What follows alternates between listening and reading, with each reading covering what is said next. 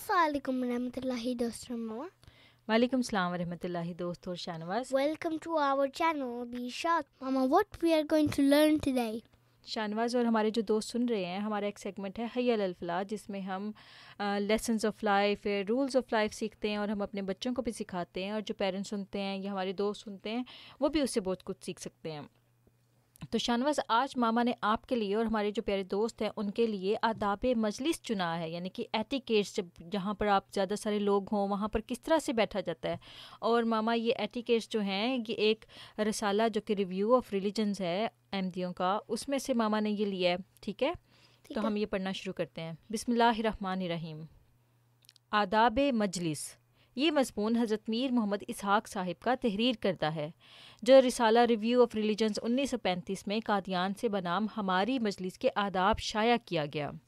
شاہنواز اور پیارے بچوں, مجلس کہتے ہیں شاہنواز جہاں پر 2 سے زیادہ لوگ ہوں, وہ ایک قسم کی مجلس ہوتی ہے, گیدرنگ ہوتی ہے.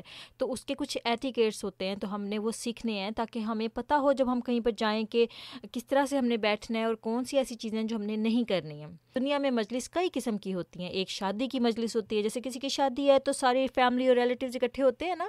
اسی طرح سے ایک واعظ کی مجلس ہوتی ہے, جیسے حضور ہیں خطبہ دیتے ہیں تو پھر سارے لوگ وہاں پر بیٹھتے ہیں. میں وہ آداب بتاؤں گا جو تمام قسم کی مجلسوں پر حاوی ہوں, مگر پہلے یہ سن لو کہ ملنے سے کئی قسم کے نقص پیدا ہوتے ہیں. مثلاً اکیلا آدمی غیبت نہیں کر سکتا. شاہنواز, اب آپ جب اکیلے ہوں تو کیا آپ کسی کی برائی کر سکتے ہیں کہ وہ اچھا نہیں ہے, وہ برا ہے؟ کیا ایسے کر سکتے ہیں؟ نہیں کر سکتے نا. تو اسی طرح سے جب ہم کسی سے ملتے ہیں تو اس میں یہ نقصان بھی ہوتا ہے کہ ہم کسی کی برائیاں کریں مل کر. دوستوں میں یہ عادت عام طور پہ ہوتی ہے کہ جب بھی ملتے ہیں تو وہ برائیاں کرتے ہیں, اور اس کو کہتے ہیں غیبت کرنا. غیبت کا مرتکب انسان اس وقت ہوتا ہے جب کسی سے ملے. معلوم ہوا کہ ایسے گناہ ایک دوسرے کے ملنے سے پیدا ہوتے ہیں, اس لیے مجالس میں نہایت محتاط ہو کر بیٹھنا چاہیے. پہلا ادب مجلس کا یہ ہے کہ جب کوئی شخص کسی مجلس میں آئے تو دوڑ کر نہ آئے, اور سکینت کے خلاف ہے. دیکھو شاہنواز, سارے لوگ آرام سے بیٹھے ہوں, کوئی بھاگا ہانپتا سانس لیتا ہوا آ جائے تو کتنی بری بات ہوگی نا. لوگ سوچیں گے یہ تو کوئی جانوروں کی طرح بھاگتا ہوا آ رہا ہے, ہانپتا یعنی کہ ہیویلی بریدنگ کرتا ہوا آئے. حدیث میں ہے کہ علیکم الوقار والسکینہ, تمہیں وقار اور سکینت اختیار کرنی چاہیے, یعنی کہ تمہیں سوفسٹیکیٹڈ ہونا چاہیے, اور تمہیں ایسا ہونا چاہیے کہ نہ تو بہت تیزی ہو نہ ہی بہت ہی بیماروں والی سستی ہو. دوسرا ادب یہ ہے کہ کوئی شخص کسی مجلس میں لوگوں کو پھلانگ کرنا آئے.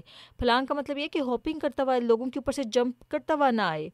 جہاں جگہ مل جائے وہیں پر بیٹھ جائے.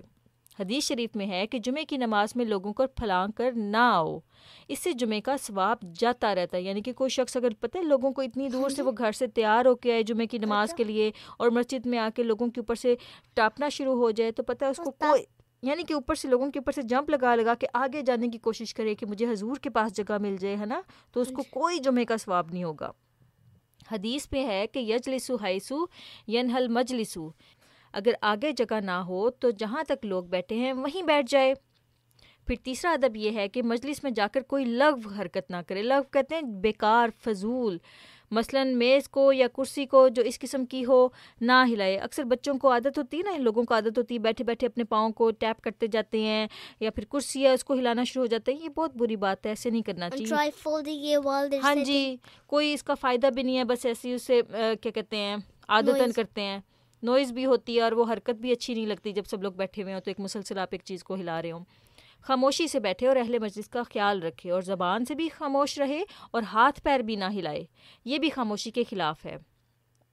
اگر کوئی شخص بے شک وہ اپنے ہاتھ پیروں سے شور نہیں کر اپنے پاؤں کو بس ہلائے جا رہا ہے, وہ بھی بہت روڈ بات ہے کہ آپ لوگوں کے درمیان میں بالکل بھی رسپیکٹ کا خیال نہیں کرتے. ہاں, جب آپ کی باری ہو تو ضرور اس پر بات کریں. ٹھیک ہے. چوتھا ادب یہ ہے کہ مجلس میں بیٹھ کر اپنے پاس والے سے کسی قسم کی بات چیت نہ کرے. آپس میں کانا پھوسی کرنا ادب کے خلاف ہے, یعنی کہ کانوں میں چپ کے باتیں کرنا. یہ بہت بری بات ہے کہ اگر آپ کانوں میں ایئرز میں جیسے 4 لوگ بیٹھے ہوئے ہیں, ان میں سے 2 لوگ دوست ہیں, تو وہ کانوں میں ایک دوسرے کی باتیں نہ کریں. ہاں جی, وہ بہت بری بات ہے, کیونکہ پھر تیسرا بندہ سوچے گا پتہ نہیں یہ کیا باتیں کر رہے ہیں, میرے بارے میں نہ کر رہے ہوں. سامعین میں سے کسی کو چپ کروانا ہو تو ہاتھ کے اشارے سے چپ کروا سکتا ہے. چھٹا ادب اباسی لینا, یعنی کہ یوننگ کرنا, ڈکار لینا یعنی کہ برپ کرنا, انگلیاں چٹکانا یعنی کہ فنگرز کو سنیپ کرنا, انگڑائی لینا. بعض لوگ اپنی باڈی کو اسٹریچ کرتے ہیں نا, اس کو انگڑائی لینا کہتے ہیں. یہ تمام باتیں بھی ادب کے خلاف ہے. اپنے اوپر قابو رکھنا چاہیے. حدیث میں آتا ہے کہ مجلس میں بیٹھ کر کنکریوں سے نہ کھیلو. پرانے زمانے میں جب حضور صلی اللہ علیہ وسلم آئے تھے تو اس زمانے میں ہمارے آج کل تو مسجدوں میں کارپیٹس ہوتے ہیں نا, اس زمانے میں غربت اتنی تھی تو وہ کیا ہوتا تھا کہ پتھریلی زمین تھی تو اس میں سے پتھر بھی نکل آتے تھے تو لوگ اس کے ساتھ کھیلنا شروع ہو جاتے تھے. تو کنکری چھوٹے پیبلز ہوتے ہیں نا, تو حضور صلی اللہ علیہ وسلم نے منع کیا کہ ان سے نہ کھیلو. ساتواں دیکھو, جب کوئی کھیل رہا ہوگا ان سے تو پھر اس کا دھیان نہیں ہوگا کہ اچھا خطبے میں کیا کہا جا رہا ہے, یا اگر کوئی اس سے کوئی بات کر رہا ہے تو وہ کیا کہہ رہے ہیں. تو اس طرح کے فضول کام نہیں کرنے ہیں. ساتواں ادب مجلس کا استماع ہے, یعنی غور سے سننا, کان لگا کر سنیں کہ خطیب کیا کہہ رہا ہے. اب شاہنواز دیکھو, اب یہاں سے کوئی انسان جاتا ہے, اپنے گھر سے تیار ہوتا ہے, اچھے کپڑے پہنتا ہے اور مسجد میں جاتا ہے یا پھر کسی شادی میں جاتا ہے اور وہاں پہ جا کر جو بات ہو رہی ہے اس کو سنتا ہی نہیں ہے, تو اس کا جانے کا کوئی فائدہ ہوا؟ بالکل, وہ تو اس نے اپنا ایک قسم کا بالکل ٹائم ہی ضائع کیا. تو بہت ضروری ہے کہ اگر آپ نے اتنی محنت کی ہے, اتنا ٹائم لگایا, آپ کو کوئی لے کے گیا مسجد میں یا پھر کسی جگہ پر جہاں پر گیدرنگ ہے اور اچھے لوگ ہیں, اور تو آپ سنیں کہ دوسرا انسان کیا کہہ رہا ہے. یہ رسپیکٹ کے خلاف ہے کہ آپ دوسرے بندے کی بات نہ سنیں, بے شک وہ غلط بات بھی کر رہا ہو لیکن آپ سنیں تو صحیح. آٹھواں ادب, آنے والے کو جگہ دینا. کوئی اگر آپ کے پاس اس وقت مسجد میں آ گیا تو اس کی رسپیکٹ کا یہ حق ہے کہ آپ تھوڑا سمٹ کے بیٹھ جائیں, ٹھیک ہے. اگر بعض کا لوگ بوڑھے ہوتے ہیں, بیمار ہوتے ہیں, تو ان کو اس چیز کا خود خیال رکھنا چاہیے کہ آنے والا جو ہے اس کے لیے کوئی جگہ ہے یا نہیں ہے.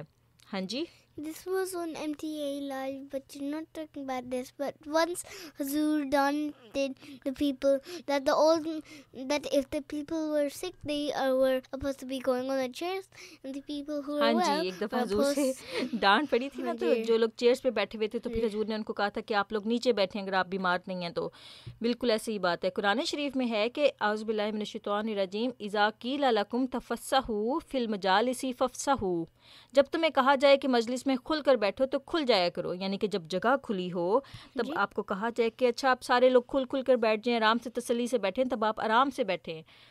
نواں ادب یہ ہے کہ اہل مجلس سے اجازت کے بغیر نہ جائے. ہم کسی کے گھر جاتے ہیں, ٹھیک ہے, یا پھر ہم مسجد میں جاتے ہیں اور کوئی ایسی جگہ ہے جہاں پر ہمیں انوائٹ کیا گیا ہے, تو یہ بہت بری بات ہے کہ آپ منہ اٹھا کے بغیر اجازت لیے چلے جائیں. آپ کو پہلے پوچھنا چاہیے, آپ کو بتانا چاہیے کہ بہت شکریہ آپ نے میری میزبانی کی, یا پھر میں آیا تھا, میں اب جا رہا ہوں, ٹھیک ہے, بتائے بغیر نہیں جانا ہوتا. اسی طرح سے اگر آپ کسی کے گھر جائیں تو خالی اگر سلام بھی کر رہے ہیں تو اس سے بھی اگلے انسان کو انداز ہو جاتا. You should tell someone where you're going. Not where we are going. You just need to tell them that now we are leaving. اور اگر ہم السلام علیکم بھی کہہ دیں تو ان سے بھی ان کو پتہ چل جائے گا اچھا اب یہ جا رہے ہیں.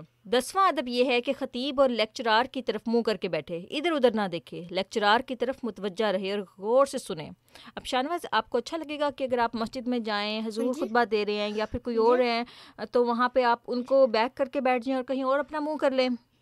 بہت بری بات ہے. اسی طرح سے اگر آپ کسی محفل میں بیٹھے ہوئے ہیں جہاں پہ 2-3 سے زیادہ لوگ ہیں اور کوئی آپ سے بات کر رہے ہیں اور کسی جگہ پہ آپ بیٹھے ہیں, 3-4 لوگ وہاں پر ہیں اور آپ بات کر رہے ہیں, کوئی اپنا منہ آپ سے منہ پرے کر کے دوسری طرف کر کے بیٹھ جائے, آپ کو اچھا لگے گا؟ نہیں. ایگزیکٹلی. تو ہمیشہ جو بات کرنے والا ہے اس کی طرف منہ کر کے بیٹھیں اور اس کی بات کو غور سے سنیں وہ کیا کہہ رہے ہیں, تاکہ آپ کی بھی بات سنی جائے.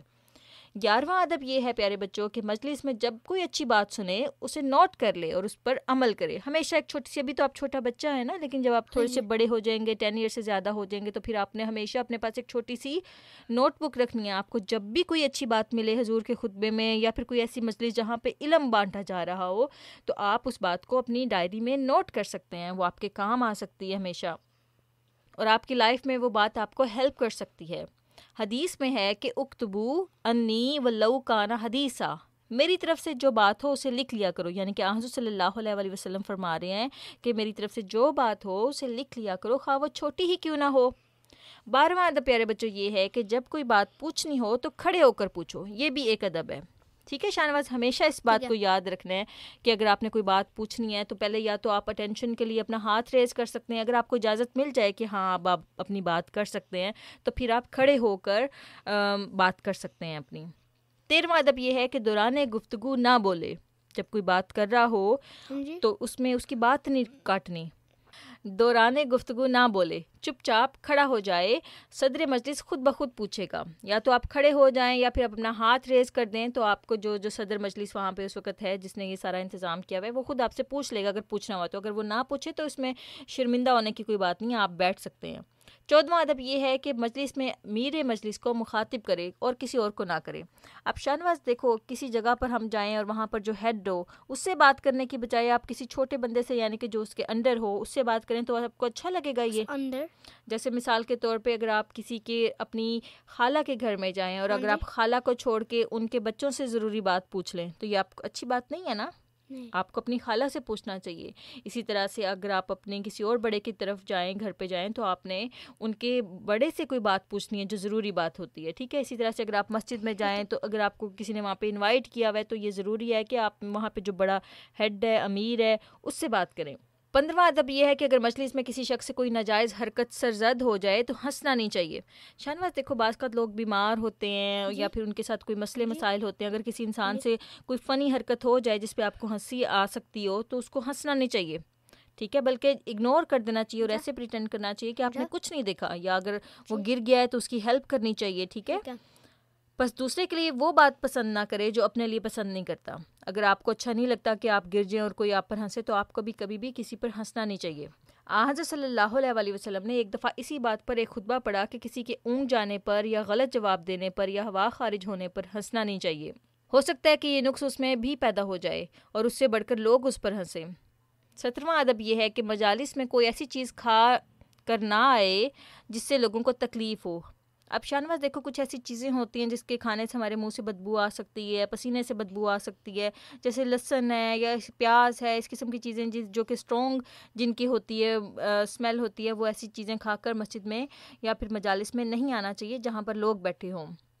اور نہ ہی ایسا لباس پہن کر آئے جس سے بدبو آتی ہو اور تعفن کی وجہ سے لوگ کراہت کریں. لباس کہتے ہیں کپڑوں کو, ڈریس کو. اس لیے مجلس میں نہا دھو کر جائے. اسی طرح مجلس میں تھوکنا بھی ادب کے خلاف ہے, ٹھیک ہے. Okay, why can't you cook in the masjid? Why you want to do the thuki in the masjid? No, I just want to know why you can't. یہ اگر آپ کو گلے میں کوئی مسئلہ ہو گیا اور اگر آپ کو اسپٹ کرنا بھی ہے تو you need to go to the toilet. Okay. 18واں ادب حرکات فل انضباط یعنی مجالس میں اپنی حرکتوں کو قابو میں رکھنا, اس کا نام خشوع ہے, ٹھیک ہے, یعنی کہ اپنے آپ کو کنٹرول کر کے رکھنا, بلا وجہ کی احمقانہ حرکتیں بالکل نہیں کرنی چاہیے. 19واں ادب یہ بھی ہے کہ جن سامانوں سے مجالس یا جلسہ قائم کیا گیا ہے بعد اختتام جلسہ ان کو وہاں پہنچا دو جہاں سے لائے تھے یا پہنچانے والے کی مدد کرو.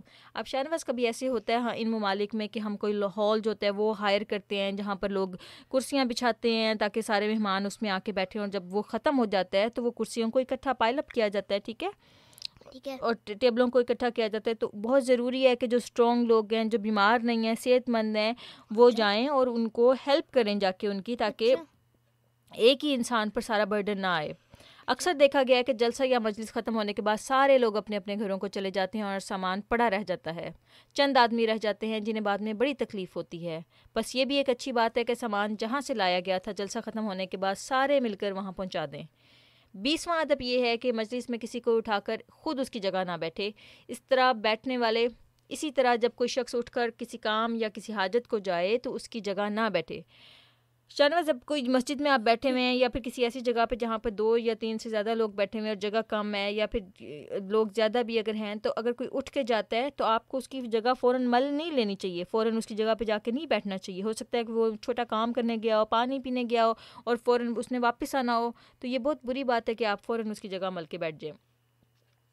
21واں ادب جب کسی مجلس سے اٹھے تو استغفار کرے, یعنی کہ اللہ تعالیٰ سے معافی مانگے. ہو سکتا ہے کہ آپ نے کوئی ایسی غلطی کر دی ہو بے خیالی میں جو کہ اللہ تعالیٰ کو سخت ناپسند ہو, لیکن اگر آپ اللہ تعالیٰ سے اس وقت معافی مانگ لیں گے تو اللہ تعالیٰ اتنا رحیم و کریم ہے کہ وہ آپ کو معاف کر دے گا. ممکن ہے کہ اس نے کسی کی غیبت کی ہو یا بری بات منہ سے نکال دی. غیبت کہتے ہیں کسی کی بیک بائٹنگ کرنا, کسی کے بارے میں بری باتیں کرنا, جن کا وبال اس پر پڑے, اس لیے استغفار کرے. ریویو آف ریلیجنس جون 1935 صفحہ 41 تا 43. اللہ تعالیٰ سے دعا ہے کہ وہ ہمیں ان تمام آداب کی اہمیت سمجھنے اور روزمرہ مجالس میں ان کا خیال رکھنے کی توفیق عطا فرمائے. آمین. جزاک اللہ. اللہ حافظ. جزاک اللہ. اللہ حافظ. And don't forget to subscribe.